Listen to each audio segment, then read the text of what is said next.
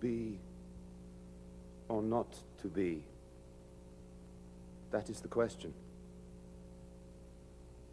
Whether 'tis nobler in the mind to suffer the slings and arrows of outrageous fortune, or to take arms against a sea of troubles and by opposing end them.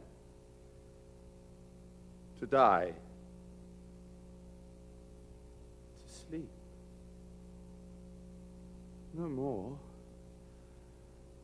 and by a sleep, to say we end the heartache and the thousand natural shocks that flesh is heir to. 'Tis a consummation devoutly to be wished. To die, to sleep, perchance to dream, aye, there's the rub. For in that sleep of death, what dreams may come when we have shuffled off this mortal coil must give us pause. There's the respect that makes calamity of so long life. For who will bear the whips and scorns of time, the oppressor's wrong, the proud man's contumely, the pangs of disprized love, the law's delay, the insolence of office, or the spurns that patient merit of the unworthy takes, when he himself might his quietus make with a bare bodkin? Who would these fardels bear, to grunt and sweat under a weary life, but that the dread of something after death, the undiscovered country from whose bourne no traveller returns, puzzles the will,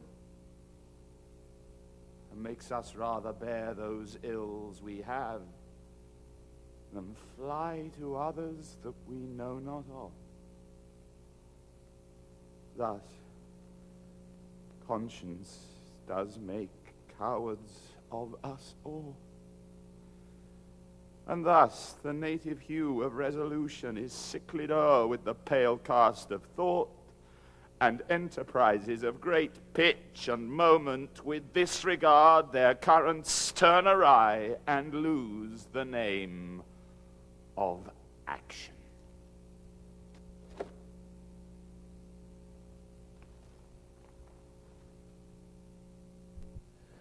Welcome to another program in the Performing Arts series presented by the Prince William County Public Schools in Virginia and the John F. Kennedy Center for the Performing Arts in Washington, D.C.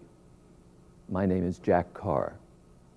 Today's program is entitled Understanding Shakespeare's Hamlet.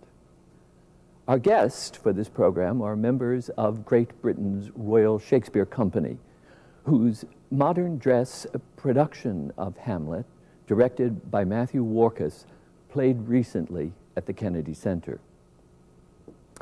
The Royal Shakespeare Company is one of the world's leading acting organizations. The company's history is marked by association with nearly all of the most admired actors of the United Kingdom and Ireland over the last 120 years. The Royal Shakespeare Company's home theaters are located in Shakespeare's birthplace, Stratford-upon-Avon, England. Productions of the RSC also appear in London, on tour in Great Britain, and occasionally in cities throughout the world. Before we meet some members of the company, here's a short reminder of the plot of William Shakespeare's Hamlet. Hamlet is the Prince of Denmark. Before the play begins, Hamlet's father has died, and the king's brother, Claudius, has claimed the throne. He has also married his brother's widow, Gertrude, the mother of Hamlet. As the play begins, Hamlet encounters his father's ghost, who tells him he was murdered by Claudius. Hamlet vows revenge, and to cover his intentions, pretends madness. Hamlet is in love with Ophelia, the daughter of Polonius, an old friend of the royal family. When a company of traveling actors arrives at court, Hamlet asks them to perform a play whose plot resembles the way in which Claudius murdered the old king. And when the play is performed, Claudius reveals his guilt. Later, Hamlet confronts his mother Gertrude and reproaches her for her hasty remarriage. And at this time, Hamlet accidentally kills Polonius.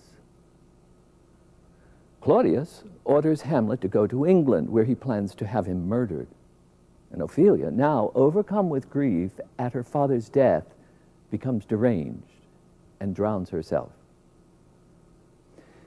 Hamlet returns from England just in time to witness Ophelia's funeral. Her brother, Laertes, who has also just returned from Europe, vows to have revenge on Hamlet.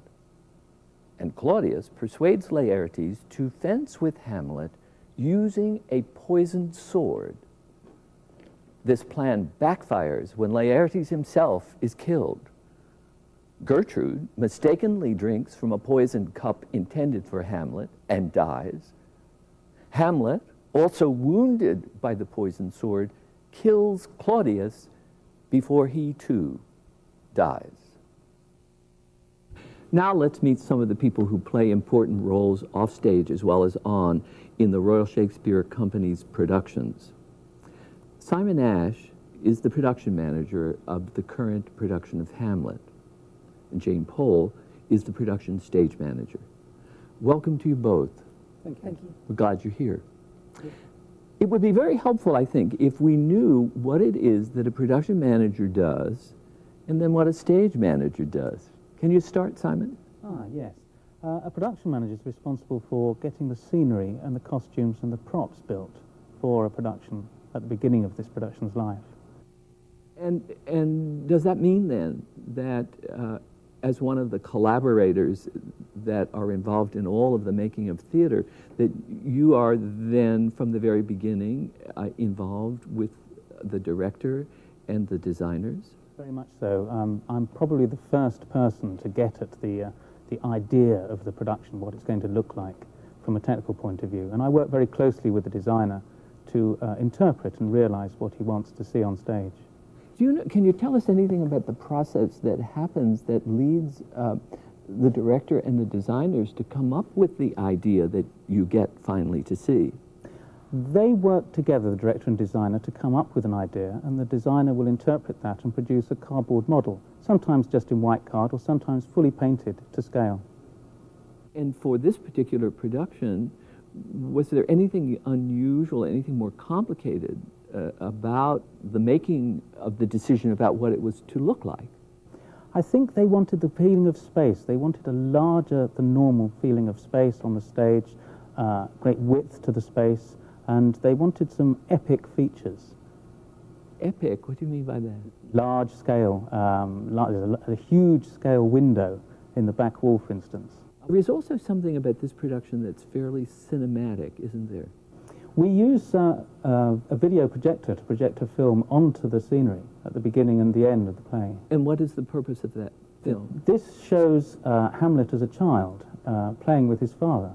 And then at the end, is it the same? The same, pretty much the same. But it acknowledges and exaggerates, I think, the relationship that Hamlet has with his father. And so at the end, we come back to it as a kind of reminder, a way of seeing things with a different perspective. Exactly. It's a return as to how Hamlet would really have liked it to be remembered, I think. Aha. Well, Jane, what do you, once he's taken care of all the scenery, what do you do? Well, we do work very closely together throughout the entire rehearsal period. Simon meets and discusses with the director and designer at a much earlier stage than I am involved. I very much come along with the actors, and I rehearse with them and am in continual contact with the designer and the director throughout the entire rehearsal period. So on a day-to-day basis, I'm arranging the calls with the actors, the rehearsal calls, saying who's going to work at what hour of the day, which scenes we're going to rehearse, and so on throughout the entire rehearsal period. And do you keep something which in this country is called a production book? We do. We call it a prompt copy, is what we... A prompt copy? Yes. And tell people what that is, please. It's the script.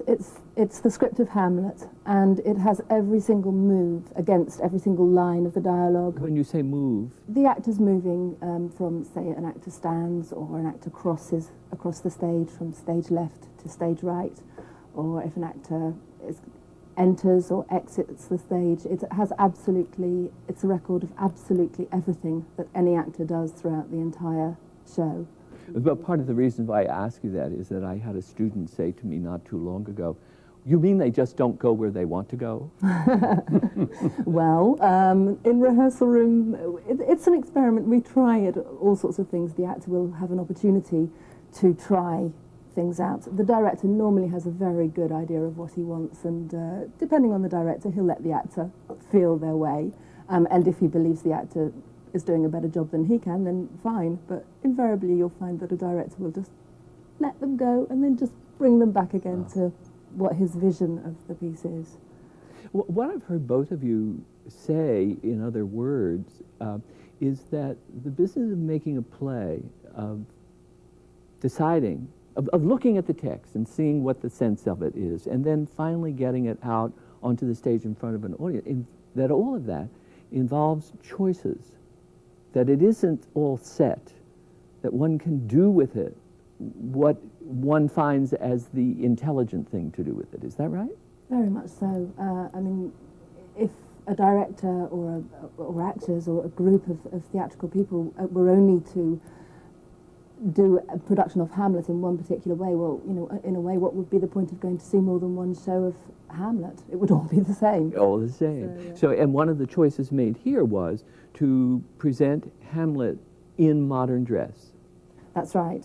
So that we are not given much opportunity to think of Hamlet as something from the past, although we want to think of the tradition, but we want to have, if you will, the immediacy of now. I think that's a very much one of the decisions that we made, or the choices that we made very, very early on, was the use of the film, the use of modern dress, the use of seeing Hamlet and his dad running across the screen, effectively across our sliders in the movie. This all brings Hamlet to us as a real person. You can imagine him as one of us, and the feeling between Hamlet and his dad, you can almost imagine that as you and your own dad. You can look back to your own childhood and kind of almost remember taking the dog for a walk and throwing a stick for it. It's very, very much a sort of a thing that's in reach to us. Simon, were you there when the decision was made to put a pistol in Hamlet's hand? I wasn't, in actual fact, no. But it's a very good way of killing Polonius, I think. The problem with going into modern dress is that you can't have a sword hanging around. This is the problem.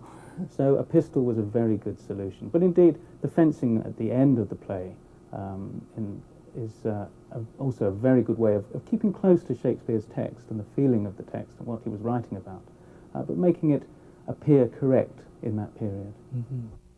The play is really about relationships, isn't it? The relationship of fathers and sons, stepfathers and stepsons, mothers and sons, Yes.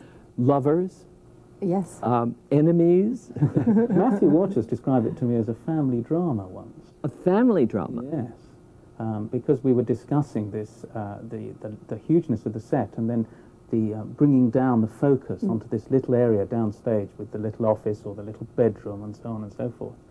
And he said the part of Hamlet was really, it was a family drama, it was a family affair that was going on. Maybe they're one of the more significant dysfunctional families of our time. Interesting. Do you have ahead of you any further place to go on their schedule with Hamlet? No, this is it, sadly, because it's been a great. We've been on the road with this altogether around about 18 months. 18 months. So when all of this comes together, and you work with how many people every night?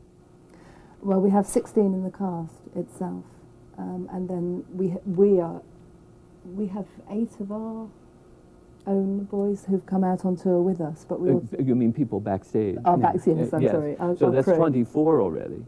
Yes, then there's... There's another 24 American staff as well involved, from dressers, wardrobe, wigs. So we're really moving above 50 Oh, yeah. people. And this becomes, I'm thinking about your comment about Hamlet as family drama. This has become a family in some ways, for all of you who've been together for 18 months, is it not? Very much so. We're a very close-knit group, and there's the actors, the technicians, the musicians, and we all move together, you know, and we're probably fiercely defendant of each other, but we also have a number of rows. We have our own family rows. Yes, all right. A little dysfunction on your part as well. Good. Thank you both so much for coming today. Thank you. Thank you. Paul Freeman appears as Claudius in the Royal Shakespeare Company's current production of Hamlet. He has played roles in a wide range of stage productions throughout Great Britain. And in the United States, he has appeared with the American Repertory Theater in Boston, Massachusetts. Mr. Freeman has appeared on both British and American television and in many films, including Raiders of the Lost Ark. Welcome, Paul. Thank you. Thank you for coming. I was thinking today about the fact that you are this play's villain. And I went from that thought to remembering that the great Shakespearean actor Laurence Olivier once observed that he could not play any role, even the role of a villain, until he found something about that character that he could love. Yeah. The reason for that is Hamlet's advice to the players. You're holding up the mirror to humanity. There has to be something in everybody you play that's really a human core. That's what you have to find to make them live. The human core. Yes, of their personality, right? Their humanity. So even if they're evil, what is it that's made them? Can you understand it, you know? This is a real person. That's why it's not very interesting playing villains who don't have any real humanity, who don't have, for instance, playing Nazis, which I've played quite a lot of in films. They're never written properly. They just exist as Nazis. They never have families. They never have any background. Of course, the appalling thing about that history is that they were all family people. So it deprives those characters to get rid of their humanity in that way. Takes away a dimension, or dimensions of them. Well, because the problems about evil are problems to do with human beings. It isn't, I mean, this is a political statement, but it isn't some nebulous force from outside. Here we are on the planet, human beings. Why do we behave badly? In Claudius's instance, he makes a terrible mistake. He commits a murder and thinks he can get away with it. And he almost does, too. That's what's so wonderful about it. Tell me, what is it that you have found in Claudius to love? His very ordinariness. He's not a great Shakespearean character given to poetry and speeches and stuff. He gets on with the practicalities. He thinks he made this one bad mistake in the past. As long as nobody knows about it, it can all be swept away. There's something very appealing about that. We've all done things we're ashamed of, regret to some extent or another, you know, and want to ignore it and go on with the rest of your life. Well, that's what Claudius wants to do. And unfortunately, this ghost appears. Who would have thought a ghost would turn up and turn the tables on him? And he does love Gertrude. And he does. There's no indication at all that he doesn't love Gertrude, she, him, or that he's not actually a rather popular, and there's plenty of indications in the script that he's giving a big party, even not only in our version, but in the long uncut version. They talk about the wassailing going on, the cannons being fired all the time, the amount of drinking that's going on.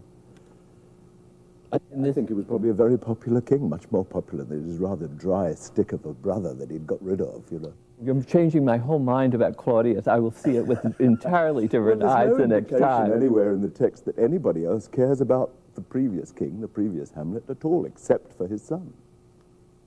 Fascinating. Has you worked with the director and the other actors to solve the problems, to discover the meaning and to solve the problems of the play? Where did you arrive with regard to your relationship with Hamlet? All of that was a bit coloured in that I'd played the part before in London. A very different production, very good production. But there, Claudius was an outright villain from the beginning. And so when you play him as a villain from the beginning, so there's no mystery as far as the audience is concerned, it very quickly becomes a chase. Hamlet after Claudius, and then halfway through the play, Claudius after Hamlet. With our way of doing it, it's more ambiguous. You're never quite sure if Claudius is the villain until late in the play when he admits it himself. This production has been cut quite a bit, has it not? And a few scenes rearranged. In your view, has that in any way damaged Shakespeare's work? Not at all. I think it's only enhanced it. Matthew Warchus, the director's emphasis always was to get young people into the theatre, to make the play accessible to young people. If you want the 4.5-hour version, it exists, on tape even. You know, you can go and hire it and see every single word, listen to every single word that Shakespeare wrote. And would you like to make a guess about how many other productions of Hamlet are being done at this moment in the world? You know, there's no way we're saying this is definitive. This is this production which is working well at this time. And I'm fascinated by that idea of how many different productions there are. It is the most performed play, presumably, that has ever been written. It's the play, isn't it? Yes, and it has been done, as far as we know, in every culture. The National Geographic, I think it was, had an article just a few years ago about an African tribe which was doing both Macbeth and Hamlet. They were translating it, or someone had translated it for them into their tribal tongues. And there was a part of the article which talked about how the people responding to it saw exactly the same major things that people anywhere else in the world see. I'm sure that's true. One of the emphases on our production is that we've brought out the story between Ophelia and Hamlet very well, I think. The generations are opposed very well inside the family.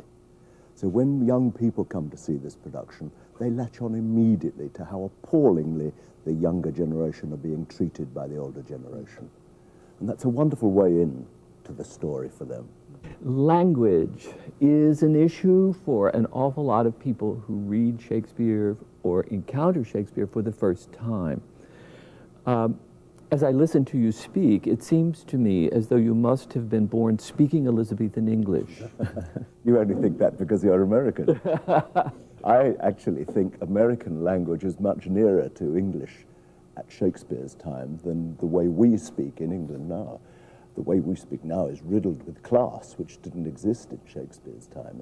Explain that a bit, what you mean well, about the English class system is something that grew up mainly during the Industrial Revolution, during the 1800s in England. And now we have this awful snobbery where people are able to pinpoint each other's places in the English society according to what we sound like when we open our mouths. I, for instance, am a Cockney, really, from London. The equivalent of being from the Bronx in New York. You know? Can you still do it? Yeah, I'll talk like that if I want to, but nobody understands a word I'm saying. In fact, my brother once said to me when I started acting, my brother said to me, "Why don't you talk like us anymore?" Did you understand that? Yes, I did. And I said, "Well, I couldn't speak Shakespeare if I'm speaking like that." And he said, "Yeah, but you're not speaking Shakespeare now, are you?" Fascinating, fascinating. Paul, let me ask you one last question. When audiences go out after after they have seen you, what is it that you would like them to think about Claudius? About Claudius? I'm been terribly pleased when a few people have come up and said, "Do you know, I really understand Claudius for the first time. I can see that it is an ordinary man trapped in an impossible situation." And do you like that? Yeah, I'm really happy to have done that, you know. Well, it's very different from the previous Claudius I did, and it's exactly what Matthew wanted this time around. So when they say that, I feel I've achieved it, you know. And so this is a good way to take leave of Claudius in your career, perhaps? I think it is. Bye-bye. Good, good. Thank you so much for coming today. We'll bye-bye you too, as well as to Claudius. Thank you. Thank you so much. Suzannah York plays the role of Gertrude in the Royal Shakespeare Company's current production of Hamlet. In the United States, she is known especially for her numerous films, including A Man for All Seasons, Tom Jones, They Shoot Horses, Don't They?, The Killing of Sister George, and Superman 1 and 2. Miss York has played numerous roles on television and on stage in the United Kingdom, as well as in France, Australia, the United States, and numerous other countries. Welcome. Thank you for coming today. Thank you. What is it, as an actor, that you found in yourself that allowed you to find Gertrude? I don't think I can answer that question, because actually, I think that's for other people to perhaps look for in me. I mean, when I had great misgivings about playing Gertrude. I remember doing her at my A-level. When I was 16, we did Hamlet for A-level, and I vividly remember, I think it was Professor Derbhle Wilson, but it might have been one of the other professors, saying of Gertrude, Gertrude is not a bad woman. She is silly and shallow, and she wants everyone to be happy like a sheep in the sun. Now, these words stuck in my head, and just about all of Hamlet did, actually, too. And I always thought, how could you ever play Gertrude with those awful damning words about her? And when I was into rehearsal about 4 or 5 days into rehearsals, and I suddenly thought, I can't see Gertrude as Professor Derbhle Wilson or whoever he is sees her. I have to see the world through Gertrude's eyes. I can't see Gertrude through someone else's eyes. And that sort of helped a lot. But I still found her devil, because Gertrude has no soliloquies. You never see her alone with herself. You are never told really what is happening or what she's thinking about. And so I had to trace a line with great difficulty, with practically no stepping stones across the river, really, and build some kind of character. I mean, one says, when I took the line, actually, my Gertrude. Should I tell you about my Gertrude? Please. All right. Well, my Gertrude, the one that I've sort of come to get to know and play in some sort of way, or not, I think she was probably a distant cousin of the king's, a very young distant cousin, and she came from the far part of Denmark into the court of Denmark, and she married the older brother because that was the way marriages were arranged. And she was young, virginal, hadn't been out in the world at all, really, when this happened. And there was this younger brother, this rather dashing, lively, worldly, urbane, with a great sense of humour, this was the younger brother who would come in and out of her life from time to time on various ambassadorial exploits. Maybe he'd gone to France, maybe gone to Italy, to Spain. And meanwhile, she was married to a rather cold older brother. And I really think that actually the ghost is a very cold man. I mean, what a charge to lay on your son, avenge my death. And also, if you look at his lines, that speech to Hamlet, it's not a very warm human being that comes out of it. So I think that Gertrude actually had a fairly bleak marriage. I mean, she was a jewel on his finger, and I'm sure he was quite kind to her, quite nice to her, and he took her out on state occasions, and he let her have a son. Well, she gave him a son, and she did her duty, and that was it. I think that was it. I don't think that they slept together much after that. So I don't think she had much of a sex life. I don't think, and it wasn't warm. There was no, I think Elsinore is a pretty gloomy place for a young woman, and as she grew older, it was still remained gloomy. You never see her. She doesn't have a woman friend. She doesn't have any mates. I think that's a quite bleak life. I think that this Gertrude, just, 6 months probably before the play begins, the younger brother comes back, more dashing, more handsome, more lively and worldly, and has an appetite for life. And suddenly, this sort of attraction, suddenly, bang. It's not sex, it's that plus, but she falls in love, and she suddenly becomes like a sort of young girl again. I think she suddenly falls in love. And love is blind. And, you know, there's always the questions, did Gertrude know? What is her complicity? You know, my line, I just took the line that she had not a notion. Yes, I mean, she's quite foolish. I mean, my Gertrude, again, you know, in the party scene when she's caught kissing the king and being snapped by Hamlet, she giggles. And there's that sort of silly side to her, definitely. But I think she just wants to regain girlhood again. She wants to have fun again. And she suddenly sees this as possible. And because love is blind, she hasn't got a clue about Claudius, that Claudius killed his older brother. And so when we come eventually, when we finally come to the closet scene, and Hamlet tells her the first time and says, you know, I am not mad, you know, this is, you know, and he's a murderer and a villain. I mean, this is a terrible shock for Gertrude. But almost immediately he sees the ghost. So she's saved by the gun. Alas, he's mad, she says, because she can't see the ghost. So everything he said can't be true. It can't be true, it can't be true. He's not, my husband is not a murderer, he's not a villain, he did not kill his brother, he did not steal the throne. And then, by the end of the scene, when Hamlet again says, "O mother, lay not that flattering unction to your soul, that not your trespass, but my madness speaks." It will, and that, at that moment, she suddenly realizes, she has to realize, that he's telling the truth, and that his father was killed by her present husband.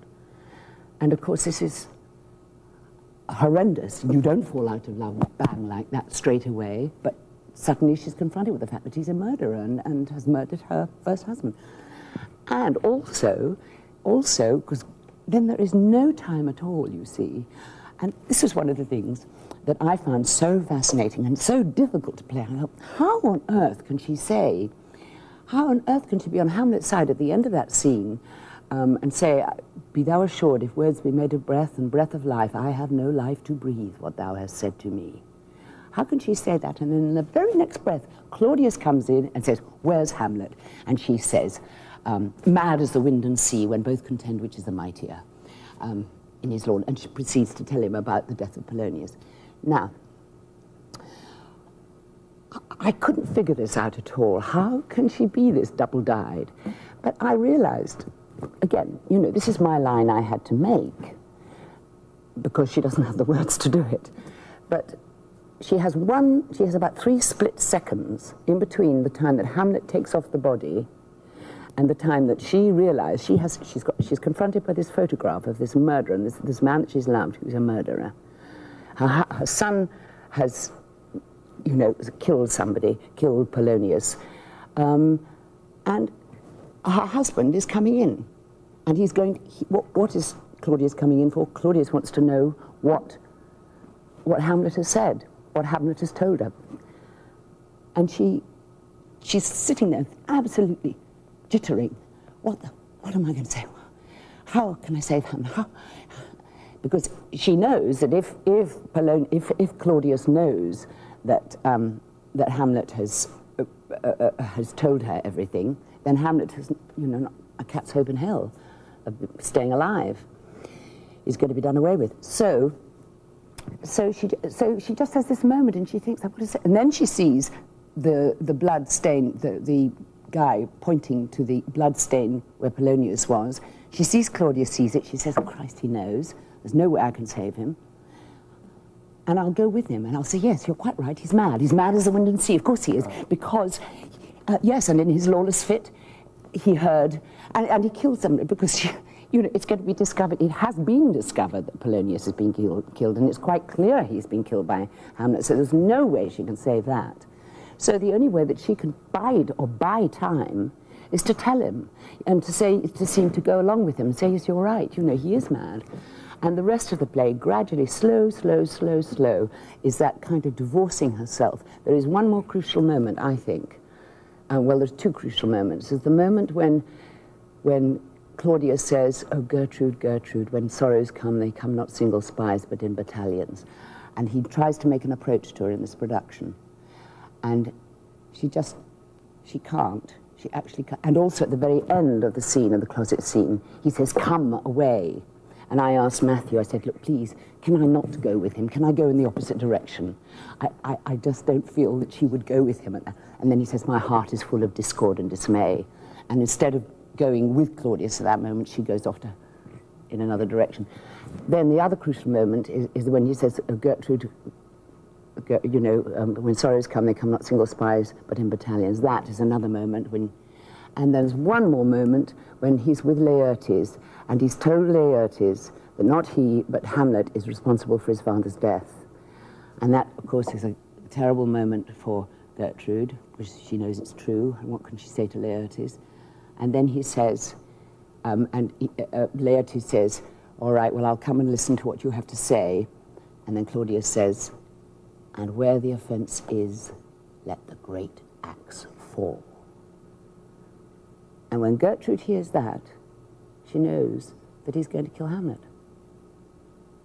And so so from that moment on, she has to take the side, she has to choose Hamlet, she has to choose her son. I mean, she's a torn woman. You could say she's a blind woman, she's a silly woman, but somebody said to me, when I was complaining at the very early days and saying, "How do I play the silly, shallow sheep in the sun sort of woman?" And a very great friend of mine said to me, "But she's very loving." And that was a key for me, really. You see, and you have the line, Claudius is talking about Hamlet, and says she lives almost by his looks.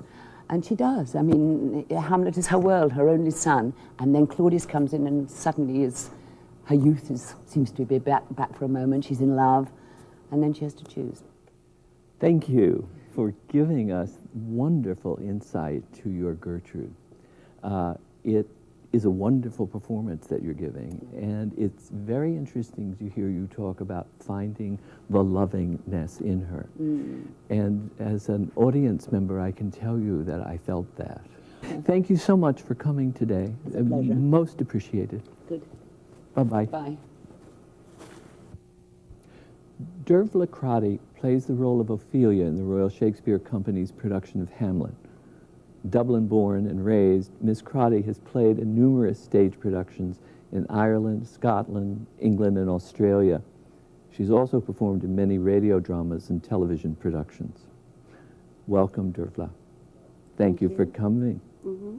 How does someone arrive at the idea of what does this text mean for our purposes? Mm-hmm. Who does that? Well, in this particular company, we sat around for about a week or so. The whole cast? The whole cast. And somebody had a huge dictionary in front of them, which would take in many archaic terms, as well as modern terms. And anything we didn't understand, we referred back to, we threw around ideas. Somebody might pipe up with something, "Isn't this just like?" or "This reminds me of." And we took our time going through it with a fine comb. Of course, we all knew what the meta, with the largeness of the text, we knew what the story was, and we knew individually who we were playing. And I suppose immediately that you read a text, you've got very instant responses to it. So, and often they stay intact. So you collaborate on making the meaning Yes. that you're going to present, and then Yes. the director has final word? The director and the designer have spoken, and our set was, as is, in place before any of us met. So they decide the context. For example, this modern version of Shakespeare, and they decide the kind of look they want. They want the pillar here is like a father figure, and then the Christ figure that comes out occasionally that isn't here now. Behind, with the window, the stained glass window. Yes, is a feminine figure. So, for example, things like that are decided before we come in. But what we do decide on is the colour of the characters and how they relate to each other, and what sort of father would be the father of a daughter like me, so on and so forth. And so we kind of find ourselves, our ways amoeba-like, I think, towards a whole. So you are allowed to make meaning within the general sense of the meaning that the director is seeking. Yes. Well, then tell me, what is your interpretation of Ophelia's relationship with her father? Ophelia's mother is never even mentioned in the play.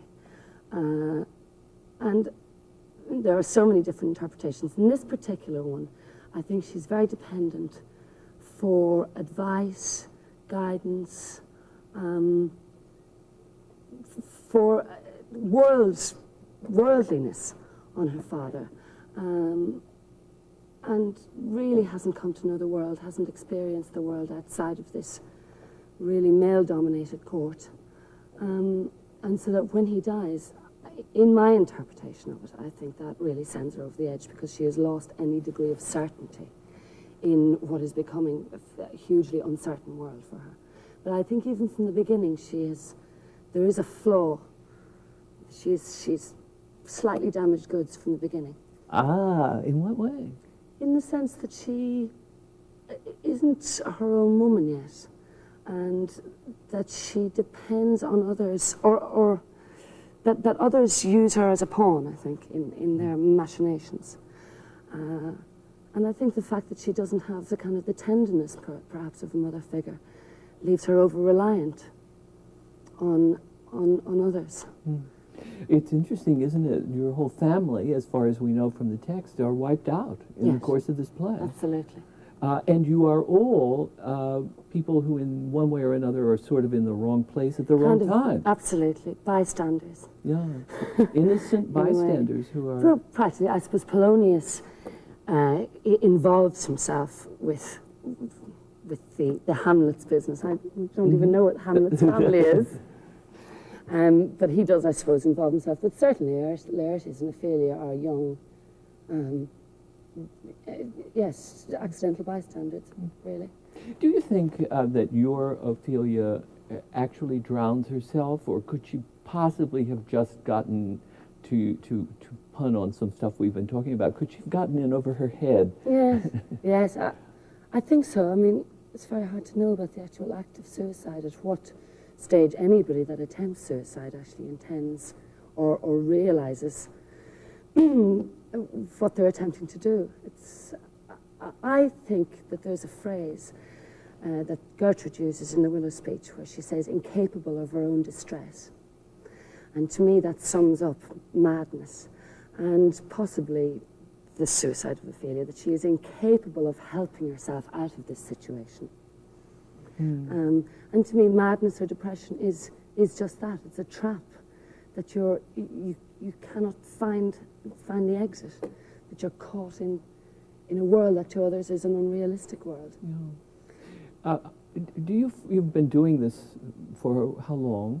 For about a year and 2 months now, I think. So 14 months, something like Yes. that. How do you, as an actress, how do you find the emotional strength to come to this role night after night? At the early stage of rehearsal and discovery, you find things that, excuse me, that trip you. You find what's specifically to you and where you can meet the character. You find a place that allows you to suspend yourself. Oh, it's quite a hard one to explain, but there are certain things that when you find yourself in that place or at that time saying those words, that you have an automatic emotional response to. So it's about making the right choices in the first place. If you haven't made the right choices and you're going on night after night with something that you're unhappy with, then you are caught in the actor's nightmare, if you like. But I think on this production, we're happy with the choices that we've made, and they complement each other. And so I find that that's what happens night after night, that you come to a certain stage and that immediately your emotional response is ready. Mm. Do you find, as the play goes on, that it is ever important for you to go back to the text and read again? Yes, it's very illuminating. And in what ways? I mean, surely you know every line in the play right now. Yes, but it's funny, sometimes when you go back and you see something on the page, it may rearrange itself and you may take a new meaning out of it. I mean, words really are just a random arrangement, and depending on what you bring to it, you may find something completely different. Nothing is but thinking makes it so, I suppose. Aha. And the same goes for this text, and this extraordinarily rich text. And you do, sometimes you might hear it with a different voice. And you might hear, I mean, I can say something like, come on, in 10 different ways. Come on. You know, come on. Da, da, da, da, da, da, da. So equally with the text, when you look at it, you may hear a different voice giving you a new angle or a new entrance to it. And we shouldn't be, in the classroom, we shouldn't be just reading the text silently to ourselves. Absolutely not. I mean, when you speak it out loud, it does transform into something else, if you allow it to. Derbhle, thank you so much for coming today. This has been a pleasure. Much continued success to you. Thank you. Bye-bye. Cheers. Alex Jennings plays the title role in the Royal Shakespeare Company's current production of Hamlet. While he has appeared extensively on television, in films, and on radio, Mr. Jennings is best known as one of Great Britain's leading stage actors.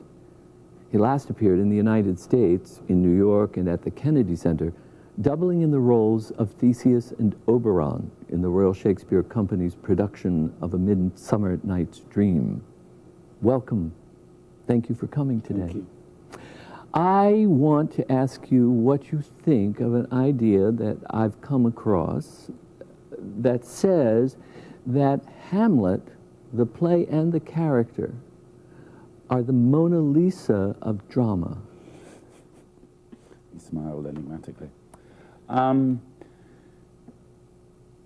Well, before I played the part, I was very sniffy about those kind of comparisons and putting Hamlet on a pedestal beyond other parts. And one has heard it described as the pinnacle of any actor's career and a testing point for any actor, and no actor is a real actor unless he's played Hamlet, all of which is nonsense. But when I was asked to play it, I was surprised and excited and frightened, because it is the most famous part in all drama, in the most famous play. But I now understand, having played it, why it has acquired the reputation that it has over the last 400 and however many years it is. It's an extraordinary thing to have lived with, this particular part, more than anything else I've ever done. It opens your mind, really, and your heart, because the ideas that Shakespeare talks about and the words he gives you to say and the words he gives other people to say are universal. It's not just about a prince in Denmark in 13 or whenever it was that he intended it to be set. It means something to everybody, and it is very much a sort of an everyman part. And there are as many Hamlets as there are actors who are lucky enough to have the chance to play him. What did you go through? What process did you as an actor go through to find your way to understanding Hamlet as you present him to us? Well, when you go into rehearsals, I knew before we started the rehearsals for this particular production that we were going to be quite radical with the text, that quite a lot of very famous and favourite bits were going to be cut, that it was going to be a modern dress, that there were going to be guns and not swords, although there are swords as well, and that there was going to be a film that frames the production, which shows Hamlet as a young boy playing in the snow with his parents.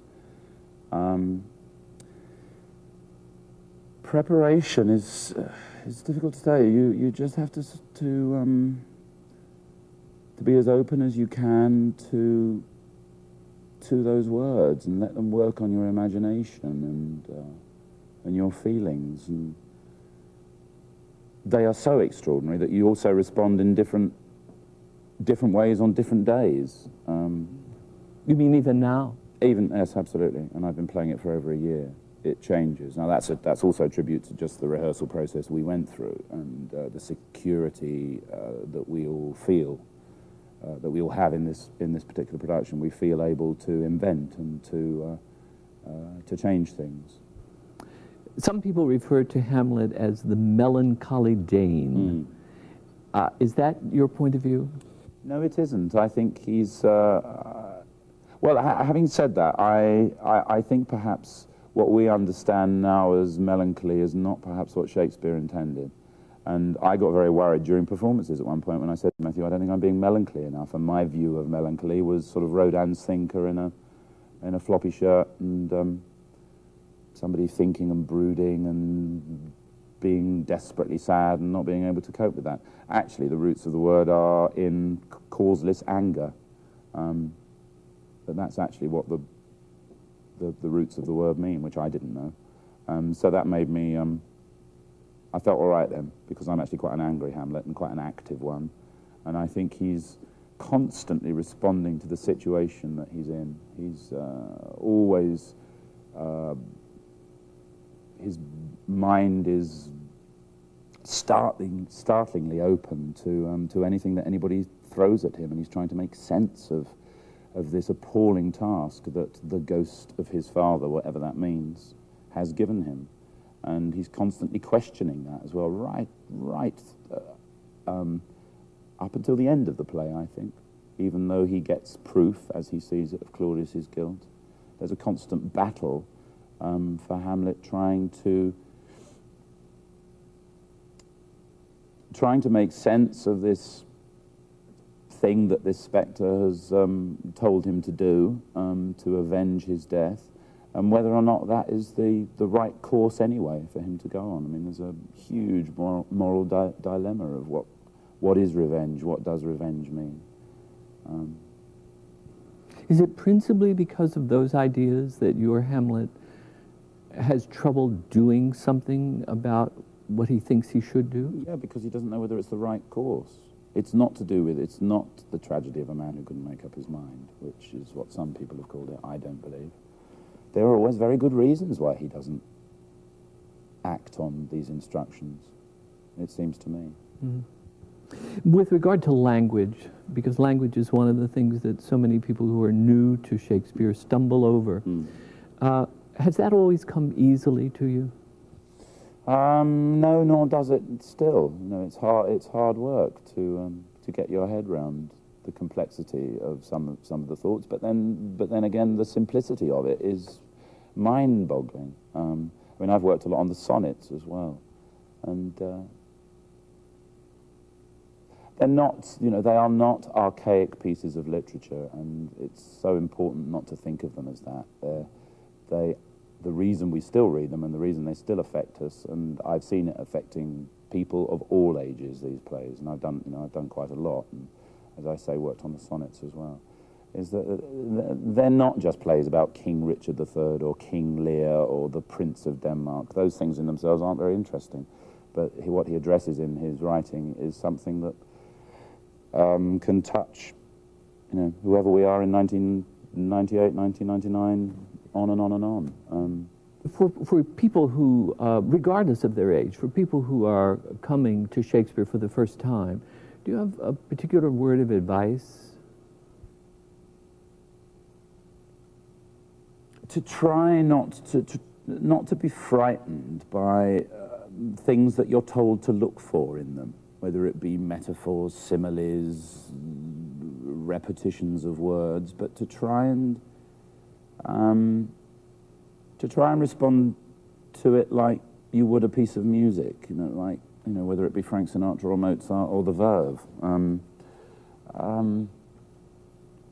It's hard because a lot of the words are now out of use, but